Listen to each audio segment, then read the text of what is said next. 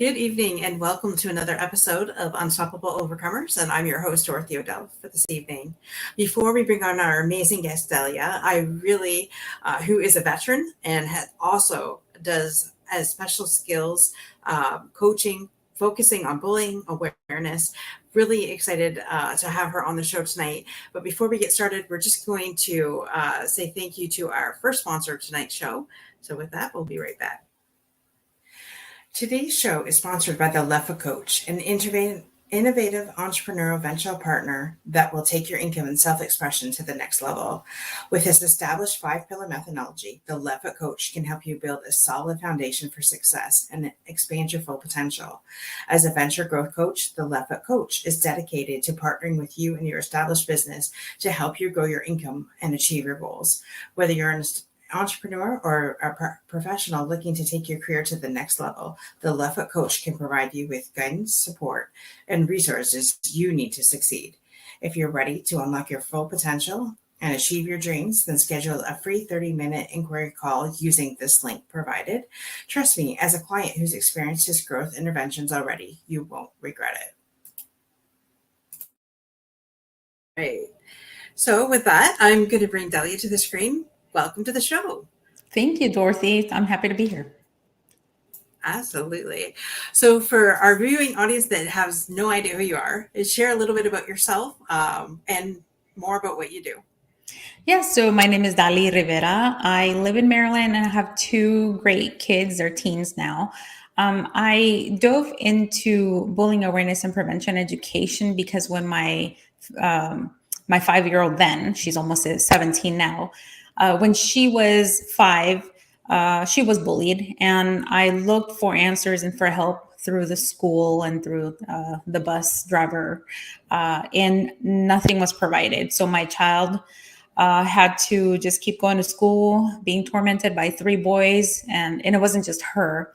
And it took a long time to kind of figure out how to speak the school's language and use their own policies so that I could get the help that I needed, because to me it was a no-brainer.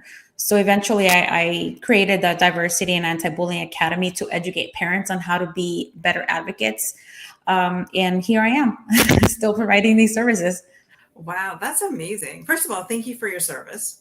I love speaking with our veterans and giving them a platform to share their story. But this is the first time I've had somebody on the show talking and addressing about bullying. And being somebody who's been bullied back when I was in school, there was nothing in place. I was so ashamed I didn't even tell my parents about it, just living in that and just going, just get to school each day, just living as like, oh my God, like I don't want to be here. Mhm. And I can't imagine like your daughter at 5 years old being bullied and what she went through, because I know, what it was like at my age. And I was older than that, but I don't remember exactly what age I was at that time. But, thank you for sticking up for children nowadays that are being bullied, because I believe it happens a lot more and people just aren't either talking about it or not doing anything about it. So thank you for that. Absolutely. Yeah. You mentioned something there very important, that you said that you were ashamed or embarrassed to say anything. And that's super common even today. And I want to remind the public that bullying has changed because of our access to the web. And when you have children using the web and social media and mobile devices without being educated on responsible use and having a digital etiquette, then things like bullying happens online as well as in person. And we see it all the time, even with adults. So it doesn't surprise me that the issue is getting bigger and bigger the more, we give access to our children.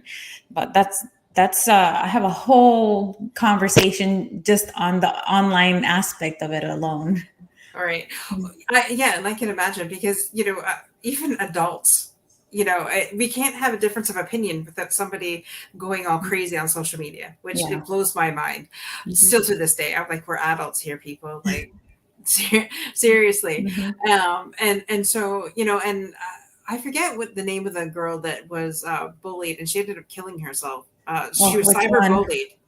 Yeah. Right. There's been Mhm. several, like Yeah. cyberbullied, and then ended up killing herself over that. And it just blows my mind that in this day and age we have that. Like, I don't know. I don't know what the solution is to this I don't know if we want to call it epidemic Yeah. or what, but I mean, it needs to stop. It Mhm. really does.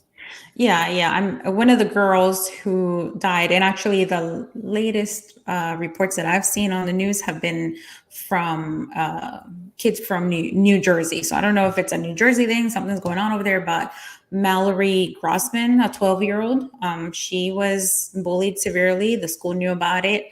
They didn't really do much about it, and she ended up taking her life. The youngest child that I have seen on the news reported for dying due to suicide after being bullied was 6 years old.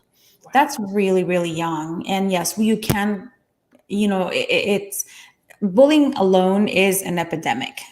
It is really impacting our youth's mental health, and not just our youth, as a matter of fact, even young adults, into their 20s, mid 20s. It impacts them. And bullying is such a huge problem that when you research the number one reason that people leave their places of employment, it's usually because of harassment, because they're tired of that toxic environment. And, it makes sense that if we are not helping the victims as well as the kids exhibiting the bullying behaviors when they're young, those people, those little kids are going to grow up to be the adults tormenting other adults in the workforce. So when people talk about bullying, they think about children just being mean to each other. They think about, oh, they're just gonna grow out of it. They're gonna be fine, or they'll say, well, I turned out okay.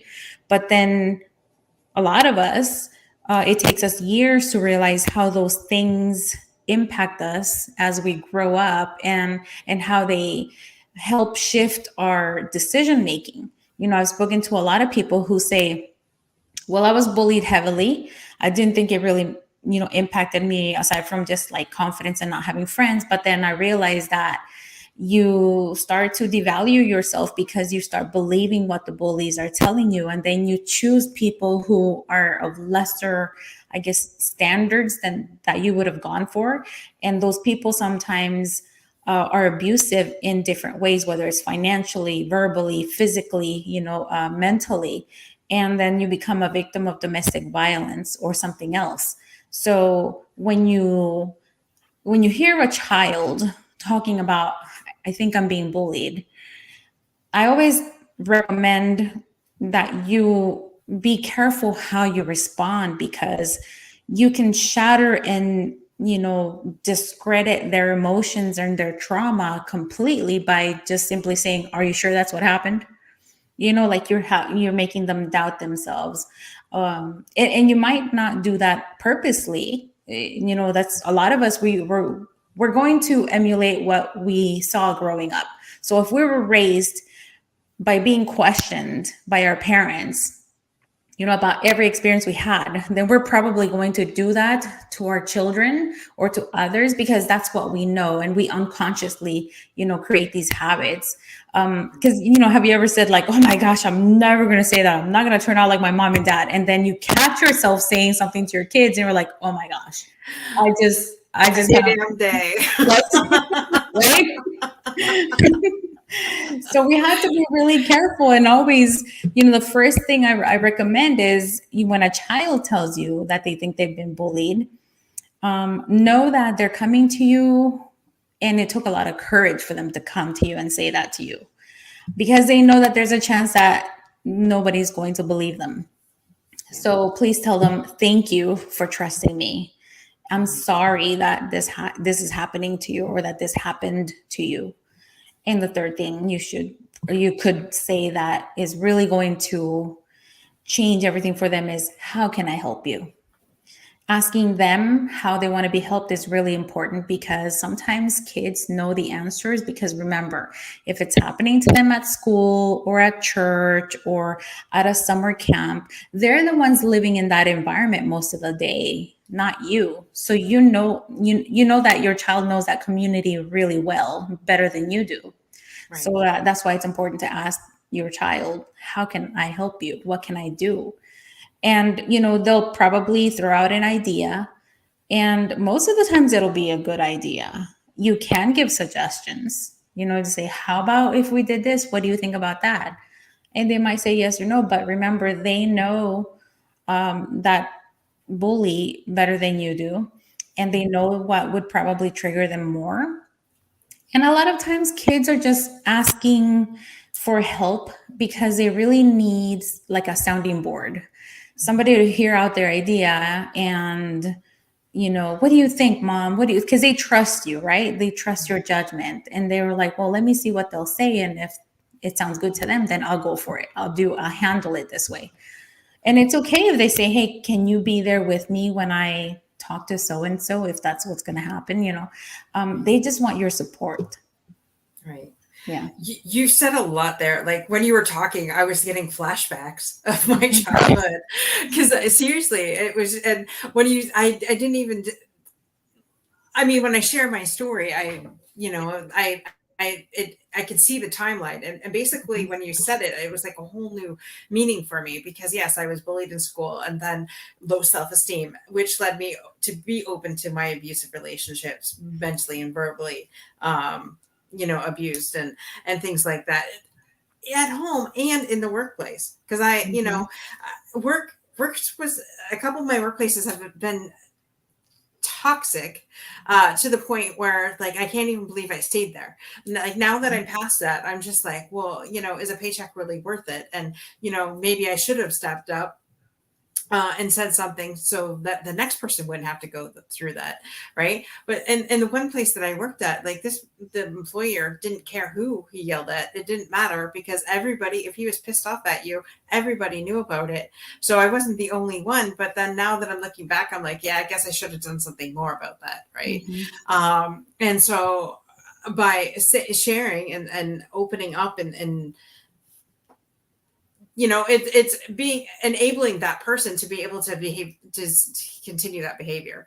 And I really didn't even think about that until just now. So thank you. You're welcome. It's like a sledgehammer over my head right now. Yeah, because I was bullied too when I came to the US at the age of 7, didn't know any English. And I was different to everyone, including the Latin American population here in the US, because my dialect was different, my culture was different, a lot of it, the way I dressed. And I went from a really bright, happy, confident child to just that child that just wanted to be invisible, because I felt like everything about me attracted somebody to come and say something negative. And my self-esteem did drop. I became very timid and didn't speak up. It even impacted my my academics, because if I would raise my hand, then some kids would sigh and be like, oh, there she goes again, the kid that doesn't speak English well. Or they would say a racial slur, or there was always something. So then I started trying to avoid going to school, which is very common, right? And actually, I want to share a statistic. Before the pandemic happened, there were approximately 160,000 kids that would miss school every single day in the United States, simply because they were avoiding a bully. So I thought growing up, I was just being the punk that was trying to avoid the bully. Kind of find out I'm not the only one. There are many children that do that. And sometimes the fear, the worry manifests physically, with headaches or stomach aches. And parents think, oh, there's nothing wrong with you. You're just trying to avoid school, which is true. But the symptoms are really real. Our mind is powerful. So if we're really stressed out, our mind is going to try to save or like keep you safe in some way. So if it has to create some kind of stomach problem so that you can avoid going to school so you can be safe, then that's what it's going to do. And my shyness or my timidness did go up into adulthood, I somehow ended up joining the military right after high school. And let me tell you, I had the hardest, the toughest lessons on how to stand up for myself. But thank goodness I had a few people along the way that helped me. One of them was my husband. I remember one day I was having a really hard time with some leaders of mine, and they were all male and a lot older. They had been in the military a lot longer than I had. So there was a lot of intimidation. And one of the things that happens with kids who are bullied is that we automatically fear authority, because usually a bully has some kind of leverage over you, whether they are older than you, stronger than you, bigger than you. Maybe they're the preacher's child, the principal's favorite kid, or the principal's child, even some kind of balance there is off. So speaking up as an adult was really hard. But my husband, one day, he was very irritated, and he was always like supportive, but he would get irritated. It's like, just, he didn't understand why it would get to me so easily. And he said, the only difference, he was shouting this at me in the kindest way, but he was like, the only difference between you and those effing men is that they're men, and you're a woman, and they think they can use that against you. Or like, but he said, you and those men put on pants exactly the same way. Right. There's no difference aside from that. It's all about your mental attitude and how you respond. And I don't know, for some reason that thing that he explained, that you and him, you both put on your pants the same exact way. I was like, I never really thought of it that way. That's so true. There's no difference really. It's all about how we carry ourselves. And I battled with trying to unlock that fear of authority for so long. And for some reason, that little analogy there, it helps so much. Maybe it was how he said it. I probably butchered it. It was so many years ago. But I'm so grateful that he did that. And then other people would say, no, you got to just go and just not fear that person being mad at you. You have to stop letting that get in the way. You're going to tick off people, and it's okay, but you just have to speak your truth in a tactical way. You don't have to disrespect. And so that's where I think a lot of us parents, especially now, quote unquote, modern parenting, sometimes shuns parents who teach their kids to question them, because we've been taught, oh no, that kid should not question their parent. But if you think about it, as a child, I used to get whooped when I was a kid. And I remember that I grew up in that household where you just don't question adults. And until I was a lot older, I realized how damaging and how dangerous that can be. Because if you teach a child to never question authority or an adult, then that opens the door to all kinds of abuse. And so if you grow up thinking, oh, you just don't question the authority or the older person, or this person because of that status or whatever, then you're teaching your child to be submissive, never stand up for themselves, and to take the abuse. And we need to change that, because, as you know, I don't know if you've seen the latest movie, Sound of Freedom, about human trafficking of children. Great movie if you haven't seen it. I mean, great in the sense of, it's not like great entertainment, like for joy, but very educational. But anyway, I'm going down the rabbit hole, so I'm gonna stop right there. We're actually that's on our list to watch tomorrow night. That on our date night. So, when you said about your husband, I'm like, shout out to those men in our lives that really, are supportive, but when we need it, give us that push, right? Their words of wisdom. I don't know about you, but my husband is like, doesn't say a whole lot, but when he does, it's like critical. It's like the thing that I needed to hear. And as women, especially being in the military for yourself, I mean, you have all these men around you, you're a woman in the military. I'm sure there's differences, and, but there shouldn't be, because it's sisterhood and brotherhood, right? And it's true. we put our pants on the same way they do. But I think even in the corporate world, women are definitely seen different, lesser valued than the men are. I know that statistically speaking, men in my profession have a higher paying job than I do, and things like that. And I have more, I even more with more years experience. It's still that way. So whether it be military or civilian life, I mean, it's out there. But as women, you're right. We have to set the example. We need to I forget where the saying come from. I don't know if it was my parents or my grandmother. You can get more flies with honey instead of vinegar, right? And so politely telling them off in a way that is understood, but yet getting your point across, but being gracious in the same sense, because we don't have to step down to their level, right? I mean, even though it'd be really nice to some days,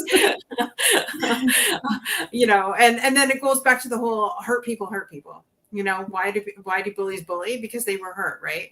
And it kills me because I know several times my stepson has come home and in tears and upset because some kid bullied him on the playground, and my husband's just like, "Oh, just tell him off," or something like that. I'm like, "Okay, first of all, let's take a step back here. Like, what really happened?" But and so what in all of that. So I have to ask, do you think the schools should get involved? And to what degree should they get involved when a child is bullied? So I think that first of all, schools need to do a better job educating children about what bullying really is, because there's a lot of misreporting. And even when I speak with a lot of adults, with a lot of parents, and I ask them, do you know what the definition of bullying is? They have no idea. They confuse it with teasing, which is very common. And yes, because bullying happens so much at the schools, yes, I do believe that schools should be doing something to create a safe anti-bullying or bully-proof culture, good environment. And as a matter of fact, the federal law states that a school's number one priority is to keep children safe. And number two is to educate them. And a lot of parents don't know that. So one of the things that parents can be doing is going to their school before school even begins. Go to the school website or to the school and ask about that bullying prevention policy or program that they have, and going over it. Now, I know a lot of people are going to say, well, what makes a good anti-bullying program? Well, you ask for the data, ask for the numbers. Do they keep track? How do they keep track? How are they defining bullying? What do you do when bullying happens? There's a law that just was implemented. I can't remember which state. I might have been New York or New Jersey, where they now require 24 hours for a parent to be notified as soon as a bullying incident is reported to the school administrators. And I think that that's great, because I've had to help a lot of parents where weeks have gone by and the child reported something and the parent was never notified. This is something that needs to have immediate attention. And it is never up to an adult to decide how severe it is, because the experience to that child is severe and nobody should take that away from them. The difference between, like how severe it is to the child versus the reality of what happened. Because, you do have some kids that are more sensitive because they might have some kind of trauma or something's going on. But that means that child still needs help, whether it is something that you feel is excessive for what really happened or not. That child still needs help. And so does the person who hurt the other child. A lot of people forget that children who bully, they're going through something. People are not just born to hurt others. Children are either being bullied themselves, so then they take on the bullying role because they feel like, well, nothing's happening to the bully messing with me, so I'm going to try that out and see how that works because they seem to be okay. or maybe that's how they see everybody behaving at home, and they go to, other spaces like church or the park or school, and they exhibit those same behaviors because that's what's being role modeled at home. And to them, it's normal, but they learn that it's not normal until somebody points it out. There might be some also social emotional learning that's not happening there. That means kids are not learning how to deal with emotions when something happens that impacts them, like divorce, death of a family, a move. People say a move. That's not so big. It can be really, really hard on a kid, especially if they're moving away from people that make them feel very safe and secure, or maybe because they're moving with somebody that they're not really familiar with. That can happen. Maybe they've been taken away from their parents and being placed somewhere else. There's so much that, instead of judging immediately about why this child bullied another child, you got to start asking the questions. This little being is somebody's child, and that person deserves somebody to advocate for them. And who knows, maybe they are just doing it because they want to be the popular kid and they think that bullying is funny. It's possible. So you still have to help that person regardless. Because if you do not help that person, they turn out to be the ones that hurt people severely at a later time. And, stats also show that children who are bullied before the age of 14, as well as after the age of 14, end up with higher rates in violent actions and also in the incarceration system. So there's a lot of data that people don't know. And that's why I like to educate the public, because it is not just a rite of passage to be bullied. Some people actually believe that's what makes you a grown kid or like an adult. You have to go through it. No, you don't. There's so many ways that you can learn lessons in life without having to be bullied, especially when, it is a very traumatic experience, because it has long lasting effects on your mental health. Absolutely. I love that you said, and I have never heard it this way. I mean, it's true, but I've never heard it when you said, getting the bully help, because obviously they're going through something, right? And so why is that person acting out and being the way that they are being? And obviously they're going through some kind of trauma, whether it be home based as well, or maybe somebody did something to them at school as well. But taking into consideration that people just don't act out just for the sake of acting out. Yeah. Right. And so getting both children help is very important and vital. And so thank you for bringing that up, because, a lot of parents are just like, well, yeah, but he did that to my kid, or she did that to my kid. And, how dare you do that? Now my kid's at home screaming. My first question when one of my kids come home was, what happened? What did you say first? I always like to give everybody the benefit of the doubt. I like to hear the whole thing. Right. And so, but then there are little kids that are just shits, and they're going to do what they're going to do. And probably because they had parents that were shits, and it's a generational thing. But I mean, just to keeping it light, but yeah, everybody, I think, that has bullied has some kind of past traumas. Right. Yeah.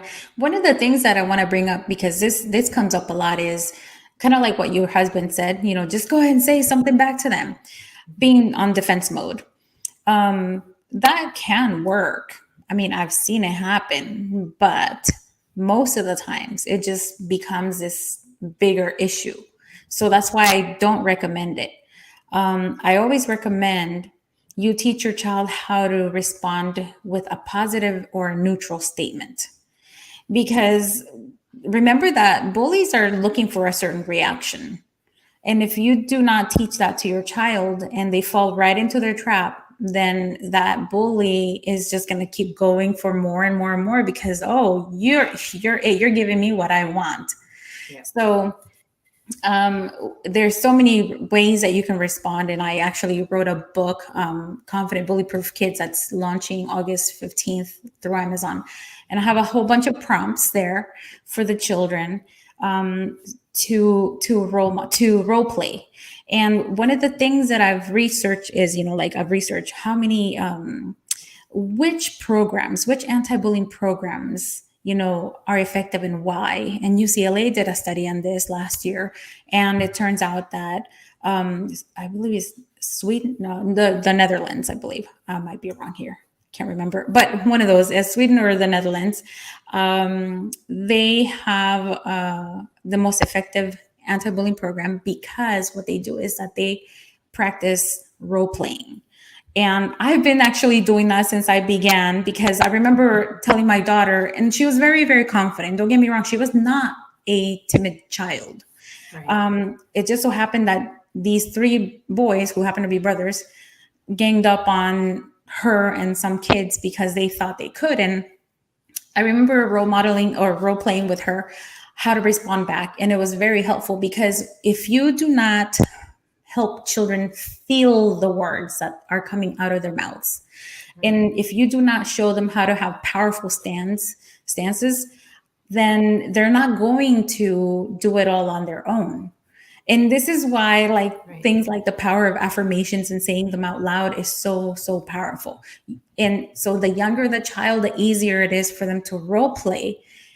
And I know that it's hard to get a teen to do it, but if you can, I highly recommend it, because hearing the power of your voice does something to you. It's so empowering.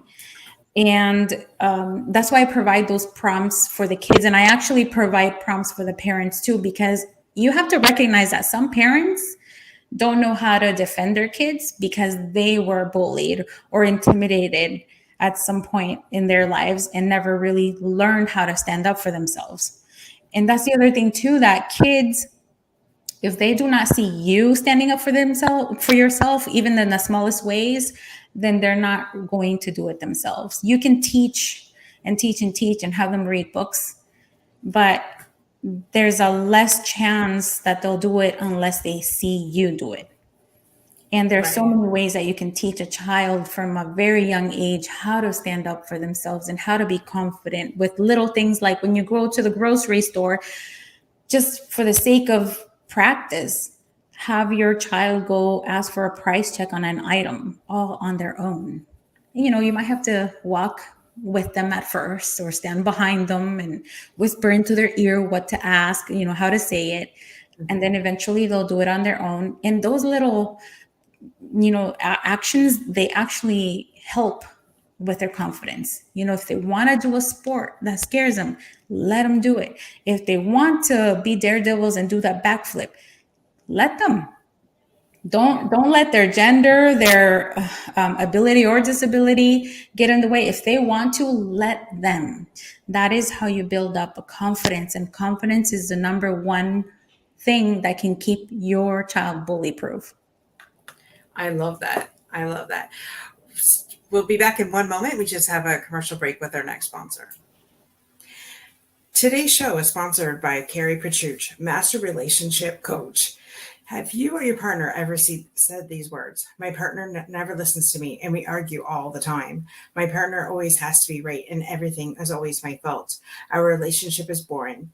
My partner doesn't trust me, and we fight over money all the time. We can never agree on how to raise our kids. If any of this sounds familiar, you as a couple have the power to change your relationship and create more joy and intimacy.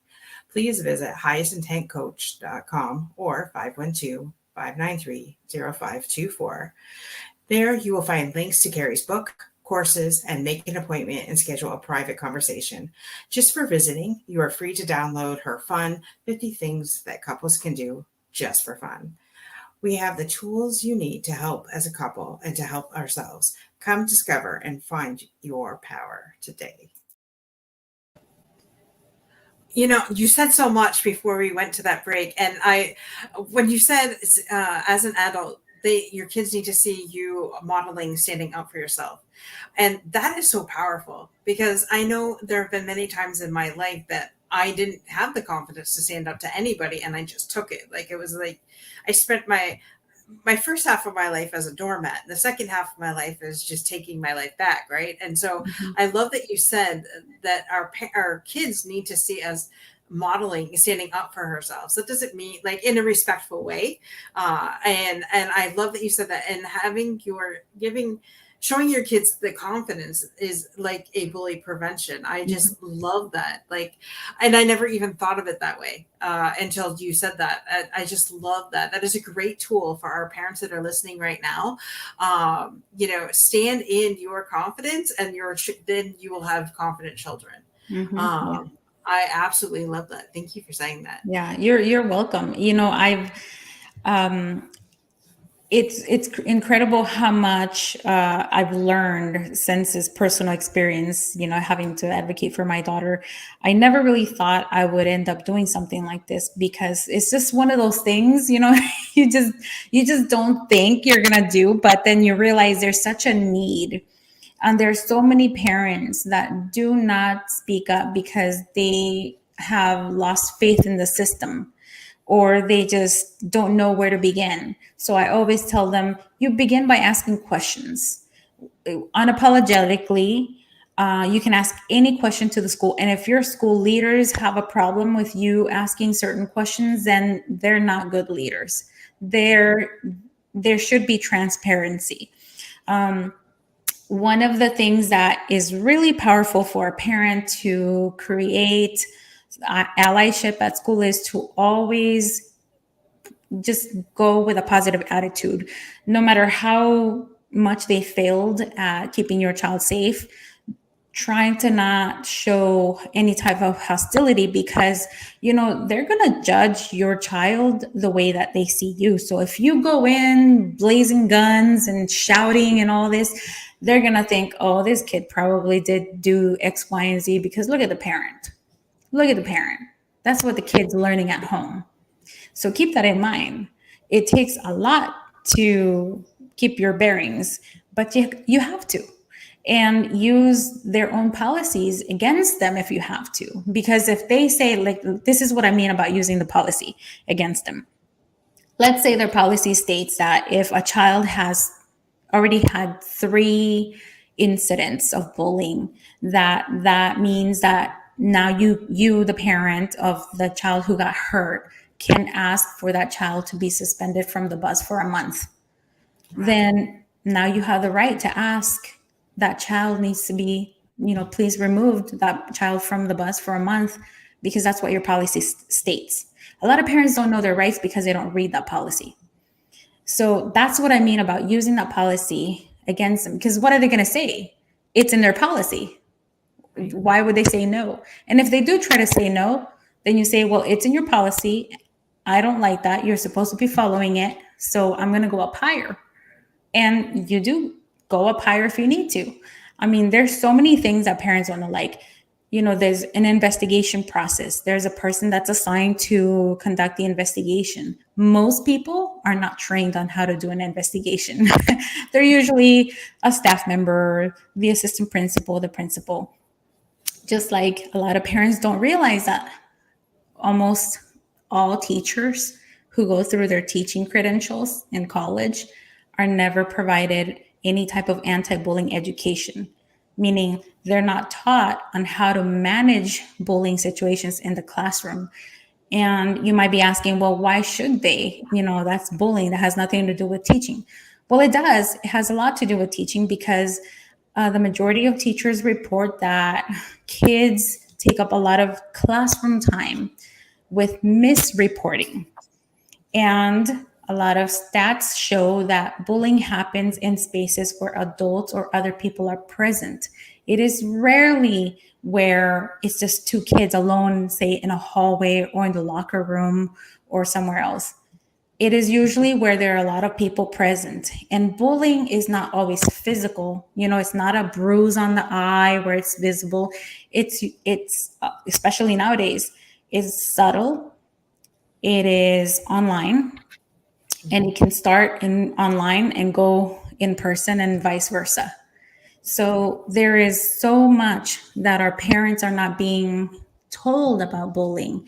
And that's why there are a lot of groups like parent teacher associations or parent teacher organizations. There's the ELAC group, there's African American Parent Committee, there's all kinds of parent groups. And if you create this allyship with other parents and you know that there is a problem, there's something lacking there, then it takes 5-10 parents to go before a school leader and an administrator and ask for a resource. Schools have budgets for resources for parents.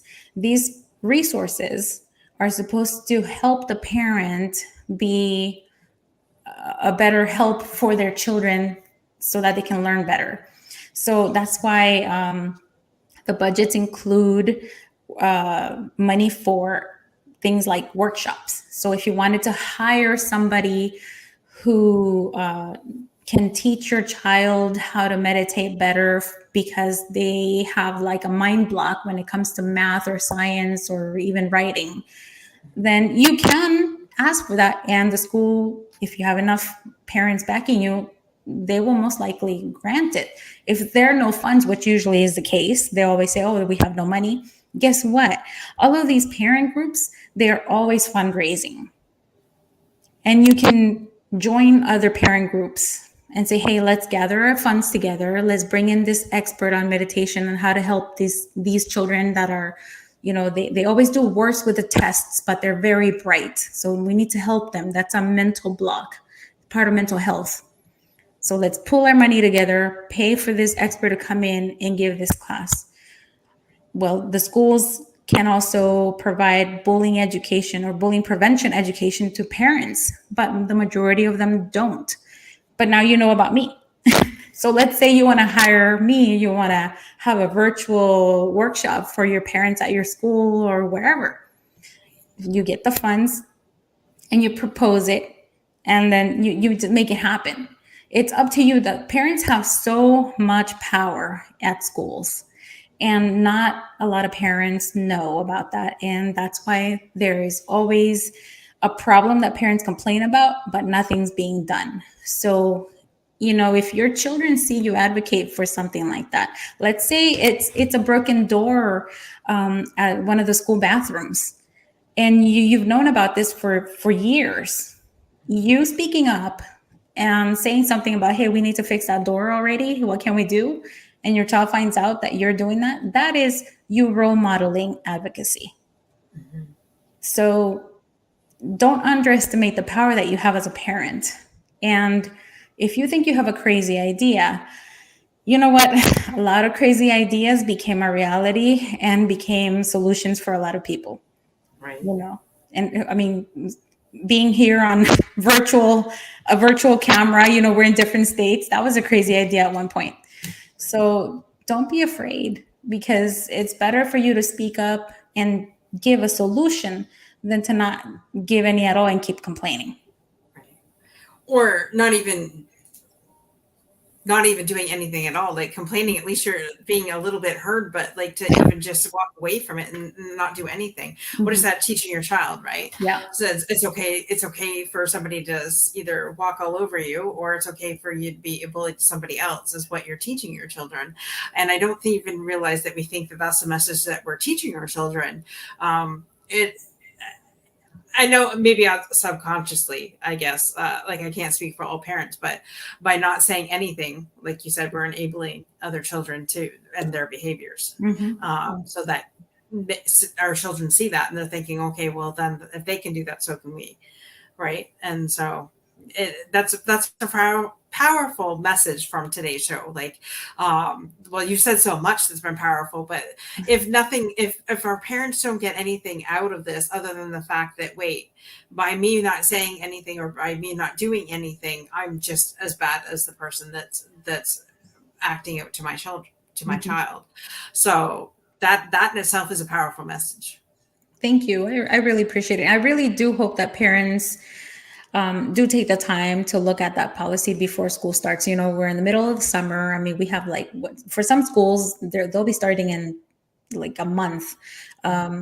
And there are a lot of children who get anxious about starting school, not because they might get the grumpy teacher or the tough PE teacher, but they're wondering, oh my gosh, am I going to have that bully in my classroom, or are they going to mess with me again, or oh my gosh, I'm going to go into ninth grade, I'm at the bottom of the totem pole, who's going to mess with me, so kids feel more confident when they know that you have answers. And when they know that you have answers, they are also more likely to come to you and tell you what's wrong a lot sooner. And just remember, always speak with them with love. Don't blame them. Even if your child did do something dumb that ticked off that bully, they do not deserve to be bullied. The response is not, it's nobody deserves to be hurt. Right. Exactly. No one deserves to be hurt at all. And like I observed over my 47 years, hurt people, but that doesn't make it right. Right. Mm-hmm. And so, getting the children the help that they need in order for them to be effective communicators, and then instead of being in jail, they can be ruling the world. Yeah. So, and be on the lookout for my book, Confident Bully Proof Kids, on Amazon. I also have a lot of free resources on Instagram, my favorite place to be on social media. A lot of tips. And people can also DM me if they have some questions, because some people just don't know where to get started, and I just lead them the right way. I also have courses that I offer and live workshops. As a matter of fact, September 2nd, I have one that I'm offering. It's called Social Media and Kids, What You Should Know. And so we focus a lot on the dangers of what's out there, because it's not just about them going to school and getting bullied. It's also, online. And there's a lot of things that we should also do to prepare our children and to prepare ourselves, actually, because even if you agree, okay, my child's going to be online, I'm going to put these restrictions on and all this stuff. But then there's still stuff that you as a parent have to do. It's not just a set it and forget it type of thing. You've got to check in with your child. You've got to make sure that the device is working properly, and that the tools that you integrate in there to keep them safe is working appropriately, and that it also has the features that you want to have on there to keep them safe. So there's a lot. I mean, I thought when I began researching bullying that it was just going to be like just a little bit of information. But my gosh, as technology advances and as more and more people from all over the world connect, there have been so many issues related to bullying that impact all of us. And people don't really think it's going to happen to them. And it's always like, oh no, not me, or oh no, my kid, until it is you and your kid. And you don't want that. And if you have a child that's always rolling their eyes because you're talking to them about bullying awareness and prevention, let them roll those eyes, because you would rather be the parent celebrating your child's graduation than the parent having to go to that funeral because your child has taken their life because they were so tormented and could not handle that mental distress that they've taken their life. And, Absolutely. I hate to say it that way, but the reality is too many cases like that have happened. And every single one of those parents never thought that their kid would do that. They never thought that they would have to lose their child, especially for that reason. So I'd rather be that annoying parent that's always, how are you? What can I do? Hey, by the way, I heard that 1 in 3 kids get bullied all the time. Have you been bullied? Have your friends been bullied? Just work it into conversations, not like a lecture, because they'll really roll their eyes and they want to run away from you. And use the media, use what they love as a teaching tool. Absolutely. Yeah. Absolutely. And hire Dahlia here to go into your school and Yes. and teach the kids, teach the parents, teach the teachers, and so that we have healthy, vibrant children that can play and communicate with each other effectively. Thank you so much, Dorothy. I really appreciate that.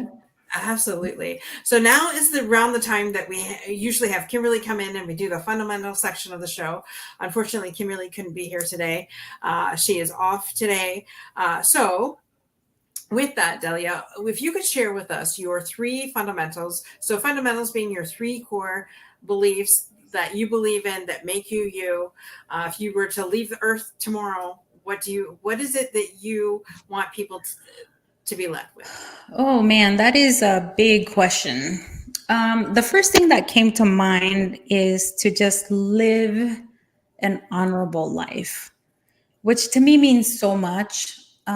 It means to be honorable means to do right when nobody's looking, to be honest, to say what you're gonna, to do what you're going to say, like don't break promises and just like live with integrity. I feel like so many people have forgotten to teach those basic fundamental values, and people have crossed so many boundaries now that are just not good for humanity. Yeah. Yeah, I totally 100% agree with you on that. Integrity is everything, and being your word and teaching the next generation the Mhm. good parts, Yeah. the good parts, right? I love that. And I think each parent tries to do better than the generation before. Right. So, in my opinion, we're all messed up. We all need counseling, anyways. Let's live our lives, but let's live it in a life where we don't hurt people, Yeah. right? Yeah. Mhm. So wow, this has been a powerful episode. Thank you for all of you that have joined us today, and thank you, Delia, for coming on and being a guest on our show.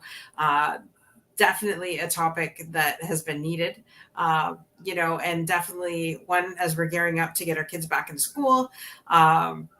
That for parents to be aware of, ask for the policy. It's okay to ask for the policy. Show your children that it's okay to stand up for themselves by standing up for yourself, and instilling confidence in your children so that there is no issue of bullying, right? Because all a bully wants is to get your reaction, and that's how they feed off of it, off you, by your reaction. So thank you so much for this rich hour. And don't forget to contact Delia, get her into your schools, get her into your parent clubs, whatever it takes to spread this message far and wide to help our children. And again, go to her website at DaliTalks.com. And you also have a podcast too, don't you? Yeah. The Dali Talks podcast, anywhere where you listen to podcasts. Perfect. So go check her out. Don't forget, guys, be unstoppable in all that you do. Check out our YouTube channel, Unstoppable Overcomers, and our Roku channel, Unstoppable Overcomers, and subscribe. We would really appreciate that. So bye for now, and see you next week.